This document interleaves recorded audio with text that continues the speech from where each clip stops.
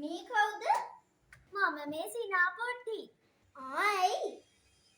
ඔයා ගෙදර ඉන්නවද? මට මේ පාඩම් කරන්න එන්න. මේ හලෝ. මම යාළුවෙක්ගේ බර්ත්ඩේ පාර්ටි එක ඉන්නේ. එහෙනම් කමන්නේ හලෝ මම තියනවා. අම්මේ කතා කරලා ඉවරයි මම. දෙන්න පුතේ. මේ අර આવොත් අපිට සෙල්ලම් කරන්න වෙන්නේ නැහැ. පාඩම් කරන්න තමයි වෙන්නේ.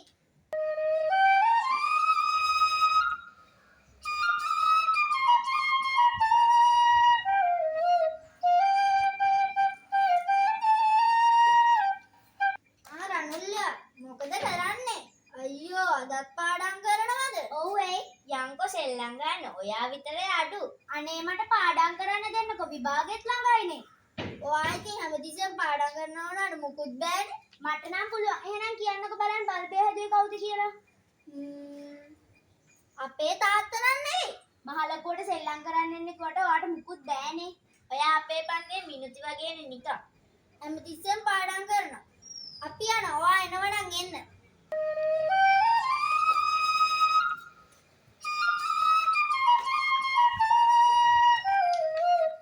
අයියෝ පොඩි ළමෙක් වගේ ඉන්නේ. අයියෝ එමන්න. නිකන් අනේ. අනේ මගේ මක්කි කොහොමද පුතත්ද දාලා තිබ්බනේ. අනේ කොහොමගේ මක්කේ? මං ගාන එකමක නෑ තියෙන්නේ. ඒක ඔයා කියන්න එපා. කොපෙන්නන්න ඔයා හැමදාම මොකද කියනවා?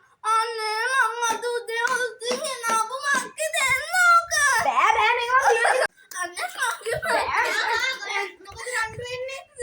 මෙයා මගේ අලුත් මගේ යාළුවෙක්. දෙදුණු අකසේ. ඔය මක්කි මේ ගාට දෙන්න. දෙන්න. බෑ මේක මගේ ඔක්කොම. පාඩ පාඩම් මට මං අලුත් මගනයක් ගෙනත් දෙන්න. Thank you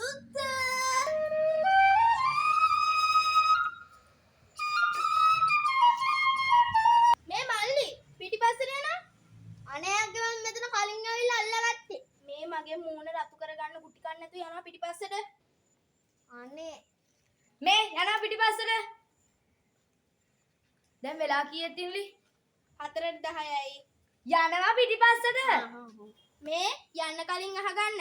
ආයි මෙතන ඉඳ ගන්න බෑ හරිද? මේක අපේ තැන.